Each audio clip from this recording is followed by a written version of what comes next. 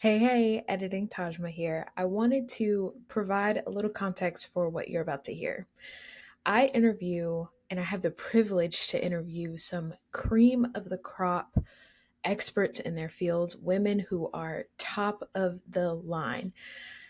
And this episode is not nowhere near short of that experience. I got the opportunity to connect with Toyin, who is a pharmacist out of Canada, who also focuses and specializes on those that are entering prediabetes, specifically type 2 diabetes. Now, this conversation is important for you and I because I'm hearing a lot of conversation in the business space about removing ourselves from our phone and taking more agency over our bodies and our time and so on and so forth. And this is one example of that. Sometimes, myself included, we can get a little addicted to the caffeine. And really, at its core, caffeine is sugar. And really, that's a sign of something's going on with how we're taking ownership of our health and our day to day. And we all talk about hustle culture. This is a stimulant from that. So, what you're about to hear is Toyin talk about her experience and her knowledge from being in the health space in Nigeria to moving over into Canada and really focusing on what does it look like to navigate prediabetes and reverse that, if you will, and even touches on a little bit of conversation about Ozempic because I don't know if you know, but a lot of Ozempic conversations and like GLP-1s and all of those conversations, all of those medicines really started with confronting diabetes, if you will, really wanting to generate some version of how the heck do we provide resources for this community and this population of people that are struggling with this. But it's become a little bit of a pop culture thing. It's become a little bit trendy for better or for worse. And I ask Toyin about that as well. So I am looking forward to you hearing this conversation. I'm looking forward to hearing how it impacts you and knowing how you apply your health and wellness to your success strategy. Because we can have all the money, we can have all the time, but none of that really matters if you're not here to enjoy it. None of the vacations really matter if we're not here to enjoy it. All right, bye.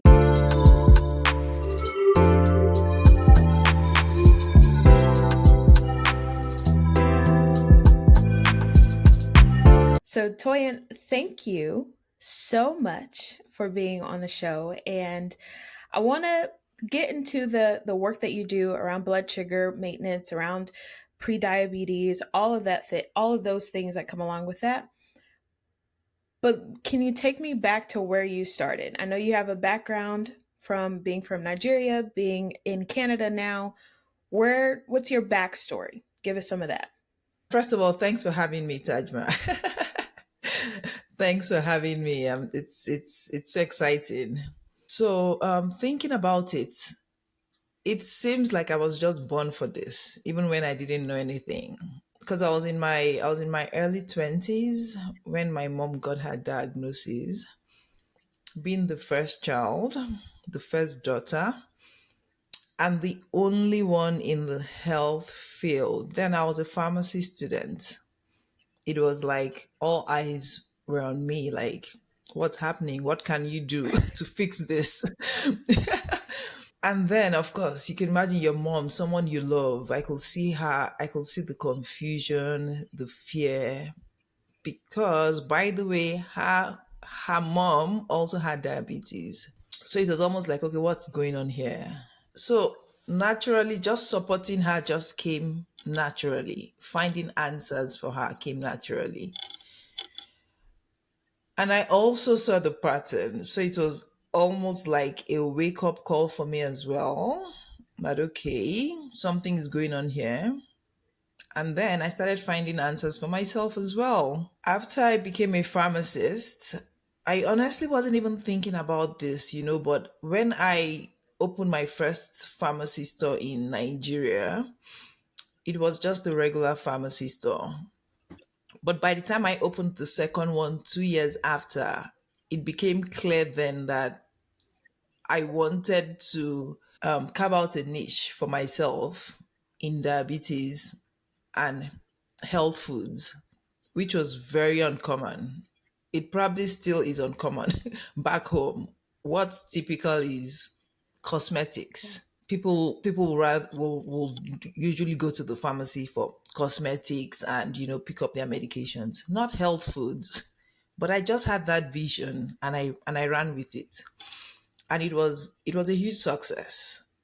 It showed me that people actually needed that service. So, in that, I heard you say that you were a businesswoman of two different locations. That Yes, I was. is incredible. One, to start a business in and of itself, but specifically being over two different locations. And with my limited understanding of the retail space, that's a feat in and of itself. What experiences did you experience with your clients that made you say, okay, diabetes is the thing, or pre-diabetes is a thing that I feel like I can really carve my niche out into? Yes, I'm a pharmacy. Yes, I provide all of these different medications that people need anyway. But what was the moment that said, oh, let me transition into food?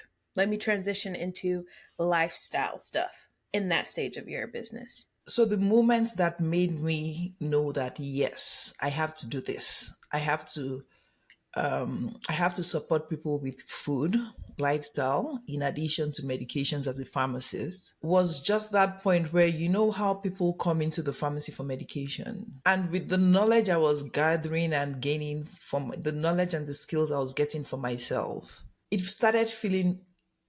got to a point where it started to feel wrong, because you're giving them all these medications and then they're going away to their old lifestyle. They're going away to eat the same things that they know how to eat. And you know deep down that it's just going to make things spiral. And they're going to need more medications and more medications and more medications. And after some time, the medications might not even work. And then they might then need insulin. It just felt wrong to not support them with lifestyle. And what is lifestyle without food? That's where it starts, right? Because you have to eat. And then I remember at my second location specifically, I made leaflets. They were just free leaflets, and I educated my patients about rice, brown rice, and white rice. This was just there, just pick it up and go. That was how it started.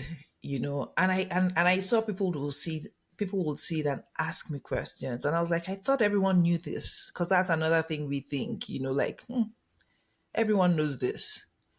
And of course, that encouraged me. I saw the interest, and then I started bringing in certain seeds, nuts. It was a way of telling people, when you come in to get your medications, also make sure you're getting in some good food, just so that all these medications, it just felt wrong not to support people with what I was doing and what I was living. Now, when you mentioned brown rice and white rice, I remember in the early 2000s, there was this huge wave where everyone's like, white rice is terrible. Nobody should be eating that. Everyone needs to switch over to brown rice. If you're not eating brown rice, you're killing yourself at this point. So, can you unpack that? Because I feel like I experienced that, but then I also experienced a certain amount of people who were talking about, well, white rice is kind of culturally specific for me when it comes to those who are of Hispanic heritage, or those who are Black American, or even those who are from various different countries within Africa. It's culturally specific. What do you say to that? Yeah, so now, giving sharing the example about white rice versus brown rice, I'll just like everyone to know at this point that please don't tune off. I still eat white rice because there are skills and there are techniques around it. I use that example just to explain the progression that happens with food quality. Brown rice on its own still has many of its parts that slow down its digestion. And that's why when you eat brown rice, it's not likely to spike your blood sugar levels as fast as it will be if you had white rice. White rice is just processed whole grain rice. so processed, and that's why on some of the packages, I believe I've seen a packet of rice that said 2 minutes. That tells you something. Why would rice be ready in 2 minutes? It's been ultra processed. But if that's what you love, that's a starting place, and that's fine. There are still ways we can work around that. One of the things I really appreciate about you is a portion of what you just mentioned is it's culturally relevant, but then too, you're not looking to dramatically change someone's life overnight. You're not looking to get them to completely stop eating any particular thing. You want them to truly, even the LinkedIn post that you made today, you want people to truly enjoy life. You want them to truly enjoy the things that they're eating because, like you mentioned, eating is such a huge part of our day to day. Take me to you're watching your mom navigate diabetes. And then in a previous conversation, you mentioned that for an extended amount of time, she didn't, or even the health professionals around her probably didn't recognize that she was experiencing prediabetes or was she diagnosed with diabetes for sure? Yeah, so I'm going to be honest. It's one of the things I didn't know for a very long time, even as a pharmacist. I'm not gonna it's now thinking about it, it feels shameful in a way, like how couldn't you have known? But back then I didn't even know because we're not taught these things in school. I didn't even know there was anything like pre-diabetes. And sadly, I still see that happen a lot now. People think they just become diabetic. And I think even the statistics say that even in the US, so this is not even specific to Nigeria, even in the US, where you have more people who are educated, 1 in 3 people are currently pre-diabetic, and about 70% of them or so, I'm not, forgive me if I got the statistics wrong, but a huge percentage of them are not even aware. Wow.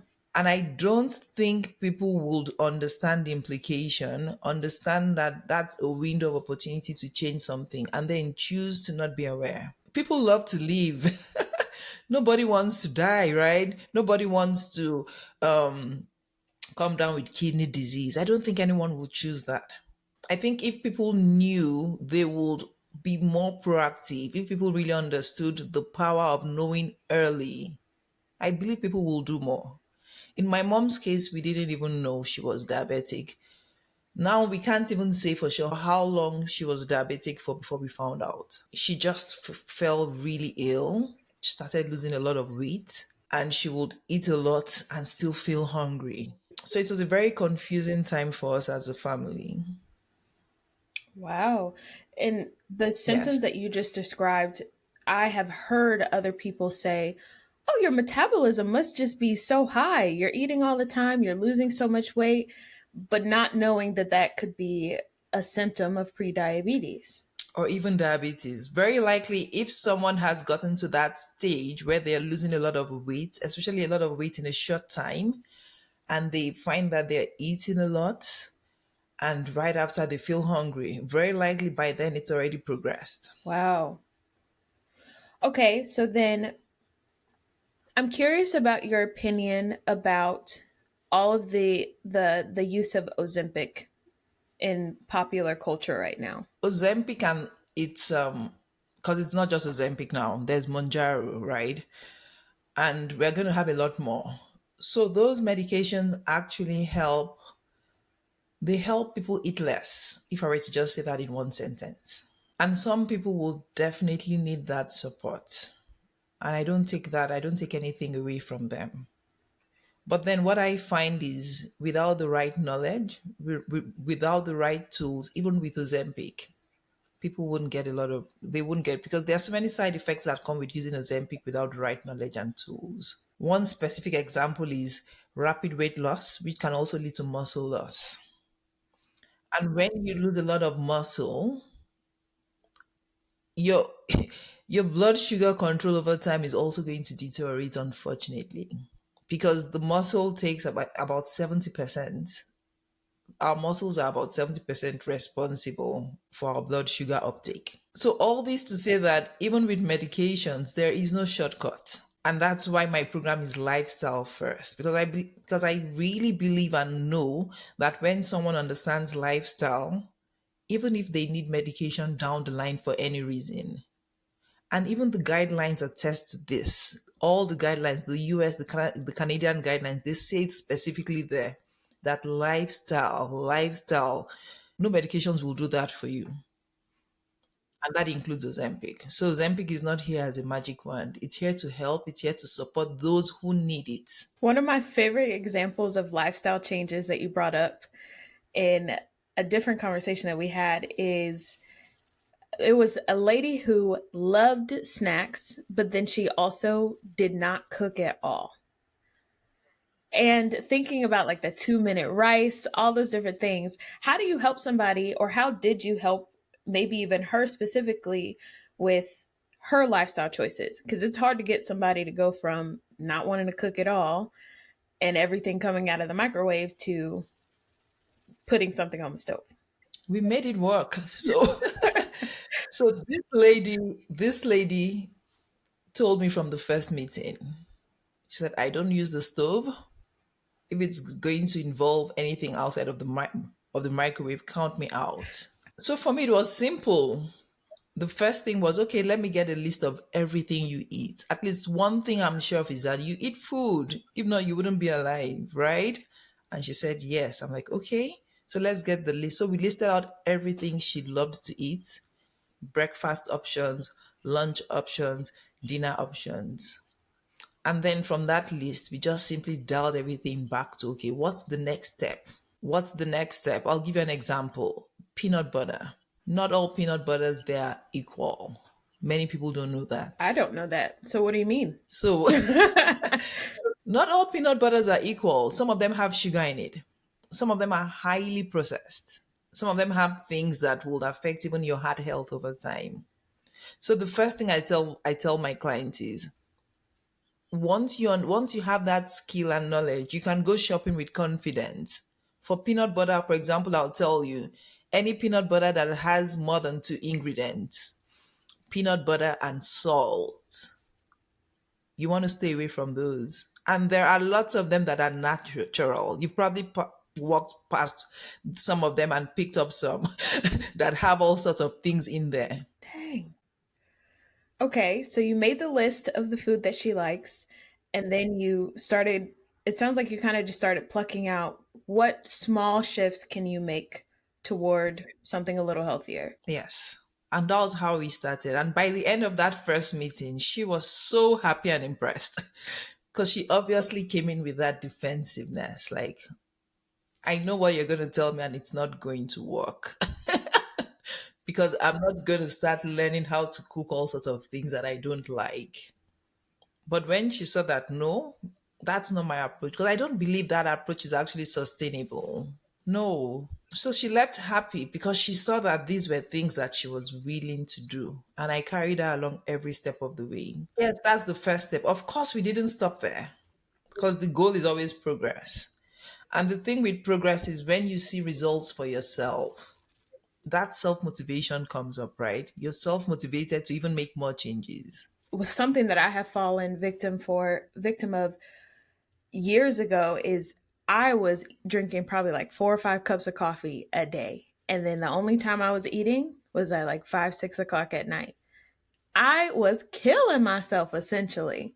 So at some point in my mind, I was following like hustle culture and moving along with, oh, I'm just so busy. I'm so busy. And this is like the honor that we kind of take on for ourselves. But that's not the most helpful thing. Even the busy and crappy experiences that we have are considered kind of like the fun and the sexy things. It's kind of fun to say, "Oh, I've been so busy. I've only had coffee today." Unfortunately, but it's not as good when you are not feeling your greatest, which ends up impacting our success strategy, is what I've come to understand it to be. So really what I'm hearing at least is really acknowledging your what's your lifestyle right now, taking note of it, being realistic and being honest about what you have going on, and then moving into What's one thing that you can change? And then once you see results from that, what's the next one thing that you can change? I like that.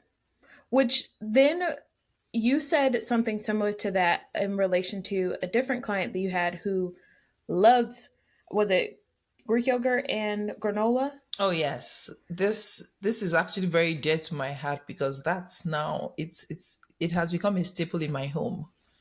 So Greek yogurt and granola. I actually have a module, a Let's Go Shopping series module in my academy, Okay. and it's Let's Go Greek Yogurt Shopping. And I'll tell you why I had to do that. Shopping for Greek yogurt for my family, we had to go through a series of steps. So I'll go back to this client, this one client. For him, he was my client, so he got it on a platter of gold without having to go through all what I went through. But Greek yogurt, you'll be shocked at the difference, at the differences with all the brands out there. Then dialing down into the brands themselves. That's why I never recommend a single brand because dialing down into the brands themselves, you'll be shocked at the differences in the products. And I get it. So different these food companies are trying to address and meet the needs of different demographics. In a way, they're telling you it's up to you to do your research, but we've got everything, depends on what you want. So for this patient, it was for this client, I beg your pardon, it was very straightforward. We started with his yogurt choices and he was alarmed. He was alarmed at what he had been eating because it sounds trendy, it sounds healthy, right? He was alarmed at what he had been eating. He thought he was having Greek yogurt, for crying out loud, high protein. And those labeled high protein, zero fat, you know, very tempting because these companies spend billions understanding human psychology. So they will beat anyone hands down. And before you know it, you've grabbed it. So it's up to you to then equip yourself so you can beat them at the game, not for anything, but for your own health and your life.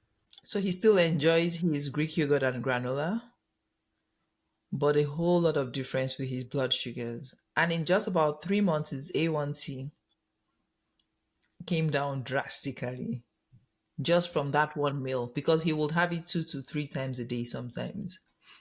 Oh wow. Greek yogurt three 2 to 3 times a day. Oh, yeah, with granola, it's yummy, trust me.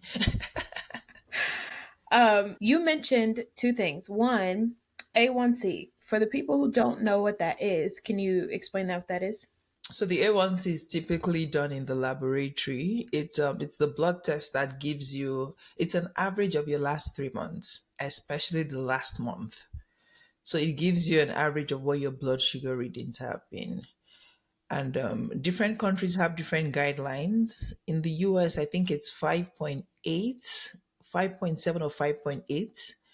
Anything higher than that, you are pre-diabetic. Canada is 6.0, 6.0 and above, you're pre-diabetic.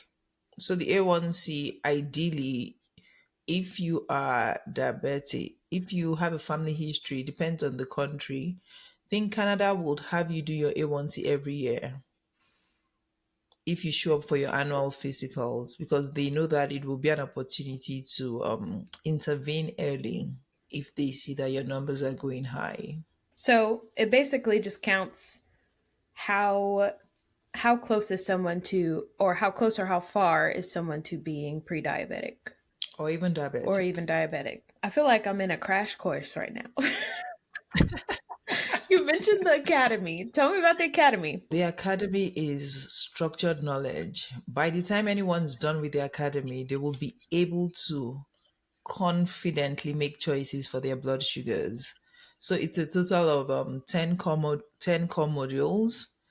I talk at the first four are like the foundations where we run through understanding where you are right now. I also help them craft a vision. Why do you want this? Why are you here? What's the long term goal? Some people are fine with being on one medication, but they don't want it to progress. Some people don't want it at all. And there's no bad goal, there's no good goal. So just understanding what you want and why. You want to live long, you want to be there for your children, you want to be there for your family. You don't want to spend your retirement years, with complications that could have been prevented. So we walk through all of that just to get everyone grounded in, okay, why are you doing this? So that when the going gets tough, because there will be times where you just want to give it all in and say whatever, but then that vision, just understanding why you've chosen to invest in yourself, why you've chosen to be proactive. The academy is for proactive people, people who are proactive, people who are not going to wait for a diagnosis, people who are not going to wait for things to spiral. So we go through all of that. Then we go through food. Food is a major part of lifestyle. So we go through food. People are able to understand the different foods, why they shouldn't have to. One thing I see in the academy is you don't have to totally eliminate any food group. In the lessons, they're going to see and understand that every food group plays a role. And then they learn how to blend and mix and design menus just to give them that confidence. And then the third section, we then talk about the abundance mindset, learning how to shop confidently, seeing lots of examples and tools. And all these lessons come with templates, worksheets, because in the end, if you're learning a lot and you're not able to sit down and apply it to yourself, then it's all going to go to waste. And it also includes the live sessions with me. It's very important because I want to be able to answer their questions. I want to be able to help them troubleshoot. Okay, why do you have concerns here? Why do you think this won't work for you? I want to be able to support them because in the end, I want them to live with that assurance. I want them to live with results. Also, we address weight loss. And this is so dear to my heart because I'm also guilty. Healthcare professionals just tell people, go lose weight and you'll be fine. So everyone is chasing weight loss. But sometimes all you need to focus on is sometimes what you need to focus on is your blood sugar, and then you find that weight loss is something that then happens as a byproduct, and that's the best way to lose weight. When you are not focused on weight loss, you are focused on your health, and then weight loss happens naturally as a result of that. Because that's my story. That was my experience.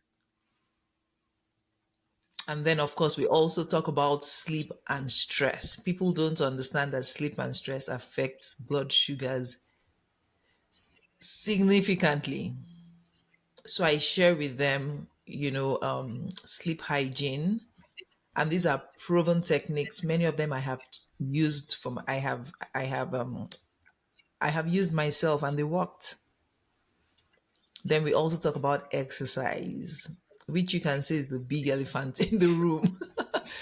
Exercise. I've learned so much about exercise, and I'm like, I think everyone needs to hear this because it's absolutely possible, no matter how much time you have to devote to exercise. Not everyone has 3 hours a week to give to exercise. No, it won't work that way. So people are always pleasantly surprised when I show them techniques that actually work. Not if you're going to if your focus is your blood sugar and your health, you're not going to be exercising like someone who has their wedding in August and they have a plan to lose 10 kgs. But then I see people doing all of that, right? There are two different goals. You have two different goals, two different priorities. You're not going to exercise like someone who is looking for summer body. Some of us don't care about summer body. It's the same body in the summer and in the winter and autumn and every time in between. Yeah. Yeah. So it's a full academy. It's an academy where the goal is that by the end of that academy, you will be able to help others. Because I know not everyone can take my course. It's not possible. You would be able to help your loved ones, some of them who will never sit down to take a 12 module course. You'll be confident. Yes, that's the goal.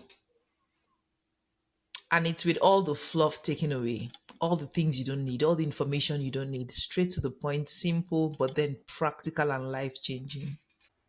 It's almost like you're kind of creating, you know how people create business plans? It's like you're creating a health plan with people. I love how you really focus on taking ownership of our health a lot of times. And even how you mentioned there were some aspects of your health professional journey that you thought, okay, well, just lose weight and everything will be fine. And being honest about that is actually incredibly helpful because so many times people hear that feedback and then it automatically gets equated to, okay, overweight means that I'm probably diabetic, which then creates all of these societal norms, all these societal Mhm. misunderstandings of what it means to be healthy. And then I don't want to do it. Mhm. And then I don't want to be in that headspace because then it's all of these preconceived notions. But taking ownership of your health, taking ownership of what you have going on, so I don't have to go and visit Mhm. somebody that sees me once every year or once every other and once every 6 months in order to know what I have going on with my body. I think that's incredibly impressive, especially not falling victim to marketing. One of the things, I feel like I mention my mom and my sisters a lot, but I love them so much. Oh. One of the things that we'll do is walk around in stores, and if I see my older sister, if they see me falling victim to marketing, we're just like, "Hey, put it down. You're falling victim to marketing. It's not that great. Put the granola down." I love it. So being able to, again, taking ownership of my buying ability, my the different things that I'm putting in my body, the different things that I'm putting on my body and doing with my body, I have ownership over it. This big business can't tell me to take this medicine if I want to be able to do something different. Now medicine is important in some people's life, so I'm not saying write it off. You're not saying write it off, but you can have ownership over your health. You can have ownership over your decision making ability and go on a vacation and not have to think, I'm just going to veg out for this 3 or 4 days and then I'll come back and get back on it. No, like I love what you just said about vacation. I This is how I like to reframe it. I'm doing all of this for myself because I want to be able to go on vacations. You're not going to be able to go on vacations in the first place if you're not healthy. So that's why we're doing all of this. What's life without the good things that make life enjoyable? And then when you go on vacations as well, you would find that you would identify what works for you because the world now knows, like most all-inclusive resorts have all options. You choose what works for you. You will see options there. There's just a lot there. Like you will choose, and it's so possible. So possible. So it's not like you're a different person at home, and then when you're on vacation, you're a different person. No, it doesn't have to be that way. Yes. Our health is not a light switch. Yes, say that again. So I want to wrap us up.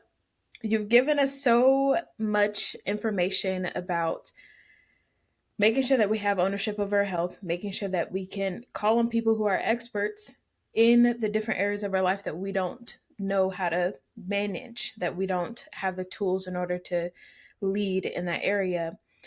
One of the things that I try to leave each episode off on is a faith note. And this podcast and the business that's behind the podcast is really rooted in the scripture Matthew 17:20, which essentially says, if you can move this mountain from here to there, the mountain will move. Or if you have the faith, excuse me, I said that all kinds wrong. If you have the faith of a mustard seed, you can You- Move, tell this mountain to move from here to there, and it will move. There it is. Um, Mm, so it takes a whole lot of faith in order to be a business owner. It took a whole lot of faith in order mm. for you to have one store, move to a second store, move to Canada and have a whole different career, and now creating an opportunity for other people to take ownership in their health. So, can you leave us with a note of faith? I love yours, by the way. I'm going to leave you with what I think is the it's not what I think, what I know, what I the revelation I got as the foundation of everything I do. And that's John 10:10. And this was Jesus speaking. He said, "The thief comes to steal, to kill, and to destroy, but I have come that you may have life and have it in abundance." Paraphrased. And sickness is just one of those things that the enemy uses, unfortunately, to steal life out of people. So this is my assignment as God's child. This is my own contribution, just in the diabetes. It's a small niche compared to all the illnesses that people could suffer. But then that's my own part. It's life. I love that. I've never thought of that scripture in that way. Thank you so much. You've been listening to Coffee Chats podcast from iMoves Management, a marketing agency serving small business owners. This episode was written, hosted, produced, and edited by me, Tahjma VanBuren. If you want to learn more about anything you heard on the show, schedule your coffee chat using the link in the description. We'll talk all things podcasting and how to use it as a true marketing strategy for you and your small business. Go to imovesmanagement.com for further information. Thank you to our listeners for supporting the show. Bye.